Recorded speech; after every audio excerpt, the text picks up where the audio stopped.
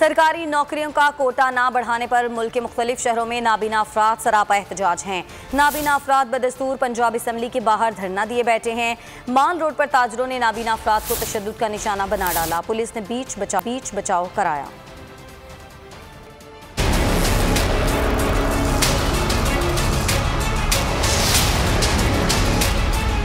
सरकारी नौकरियों का कोटा 5% किया जाए। लाहौर, पेशावर और कराची में नाबीना अफराद के मुसाहरे। मुतालबात न माने तो कल इस्लामाबाद का रुख करेंगे। मुसाहरीन ने धमकी दे दी। नाबीना अफराद बदस्तूर पंजाब असम्बली के बाहर धरना दिए बैठे हैं। लाहौर में रास्ता न मिलने पर ताजिर आपे से बाहर। माल रोड पर बैठे नाबीना अफराद पर ताजिरों ने तशद्दुद किया। 3 जख्मी हो गए। ताजिरान कहा गया जी वो आया और सर आगे पहले उन्होंने हमारे अफराद से बदतमीजी की है और उसके बाद ये जो इस वक्त बैरियर लगे हुए हैं इनको उन्होंने उठा के फेंका और हमारे लोगों को धक्के दिए हैं, मुक्के मारे हैं और डंडे मारे हैं। अभी आपने जख्मी भी देखे हैं पीछे। पुलिस ने नाबीना अफराद और ताजिरों के दरमियान बीच बचाव करा दिया। जख्मियों को मेडिकल चेकअप के लिए रवाना कर दिया गया।